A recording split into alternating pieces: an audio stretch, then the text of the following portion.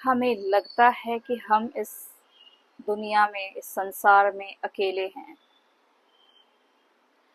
जब भी हमें मदद की आवश्यकता होती है, हम दूसरों से उम्मीद करते हैं।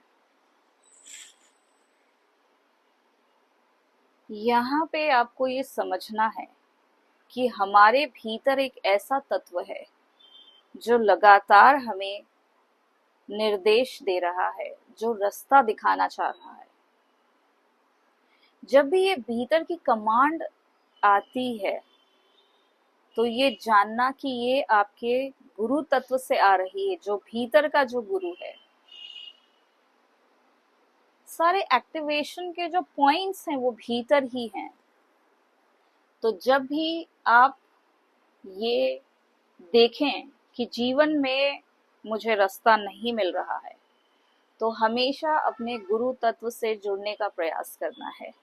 आपके भीतर एक ऐसी आवाज है, आपके भीतर कुछ काम कर रहा है, जिसने आपके पूरे शरीर को चलायमान रखा है। आपका शरीर क्या आपकी इजाजत लेकर के चल रहा है? नहीं, ये चल रहा है, बस अपने आप चल रहा है। कौन है इसे चलाने वाला? कौन है इसे लगातार बताने वाला? ये गुरु है। जब भी आप सहजता के मार्ग पे आएंगे, यानी खुद के साथ इतने ज्यादा सहज होते जाएंगे कि सारी जो चीजें हैं आपके साथ अलाइनमेंट में आने लगेगी। आप किसी का विरोध नहीं कर रहे। जब तक भी आप विरोध कर रहे हैं, जब तक भी विरोध पे हैं आप, सिर्फ लगातार एक फाइट चल रही है। क्योंकि आपको ये जानना होगा कि कोई भी फाइट दूसरे के साथ है ही नहीं। सारी फाइट्स जो हैं वो खुद के साथ है। सारी जो लड़ाई है वो हम खुद के साथ लड़ते हैं। जो सामने वाला है वो आपका रूप है। ये दुनिया एक आईने के जैसी है। जब जब भी इस आईने में देखते हैं तो एक शक्ल दिखाई देती है, और इस आईने में लगातार हमने सिर्फ खुद को ही ढूंढा है। जब से हमने जन्म लिया मृत्यु तक एक व्यक्ति सिर्फ खुद को ही ढूंढ रहा है। उसकी यही कोशिश है कि कैसे भी करके मैं खुद की शक्ल देख लूं। और जीवन में सारी परेशानियां, सारे दुख बस इसी बात के लिए हैं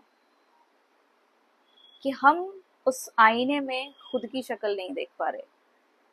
जिस आईने में हम हर रोज अपनी शक्ल देखते हैं, उसके बावजूद हम खुद को नहीं देख पाते। आईना वही दिखाता है जो उसमें रिफ्लेक्ट होता है। तो हम जब खुद को नहीं देख पा रहे तो अब क्या करेंगे? तब हमें मदद लेनी है। हमें अपने गुरु तत्व से जुड़ना है। ये गुरु तत्व आपको किसी व्यक्ति में मिल जाए तो बहुत ही अच्छी बात, क्योंकि ये व्यक्ति आपके भीतर के गुरु से आपको मिलवा सकता है। तो गुरु है जो यूनिवर्सली काम कर रहा है। गुरु का जो तत्व है, ये ऐसी बात नहीं है कि जो आपको पता नहीं है। जब भी आपने इस पृथ्वी पे जन्म लिया था, आपके भीतर एक याद है जो लगातार बनी है। हमें बस उस याद को खंगालना होता है, उसे ढूंढना होता है। जैसे ही वो याद से हम जुड़ जाते हैं, या वो चीज हमें याद आ जाती है, क्या है ये याद? किसकी याद है? ये उसी परमात्मा की याद है। और परमात्मा कौन है? जब तक भी आप खुद को नहीं जानेंगे, परमात्मा को आप जान नहीं पाएंगे। तो सारी जो दौड़ है वो है खुद को जानने की। तो ये जानना है कि मैं और उसमें कोई फर्क नहीं है। मन से हम इसे समझने की कोशिश करते हैं। अपने जो कर्म हैं, अपनी इंद्रियां हैं, अपनी समझ है, उस समझ के द्वारा हम इसे समझने की कोशिश करते हैं, पर ये एक ऐसा विषय है जो कि समझ से परे है। झुकना होगा, अपने अहंकार को गिराना होगा। यदि कोई गलती हुई है तो समझना होगा कि मुझसे ये चीज हुई है। इस चीज में अटक नहीं जाना, इस अकड़ में अटक नहीं जाना कि हम तो नहीं झुकेंगे। झुकना होगा। जो व्यक्ति झुकना जानता है, जो प्रेम में झुकना जानता है, वो बहुत आगे बढ़ जाता है। वो स्वयं परमात्मा के मार्ग पे चलते चलते परमात्मा हो जाता है। पर जो व्यक्ति झुकना नहीं जानता, उसका जीवन सिर्फ एक सड़े हुए वृक्ष की तरह हो जाता है, जो रूखा है, सूखा है, जो ठूंठ बन गया है।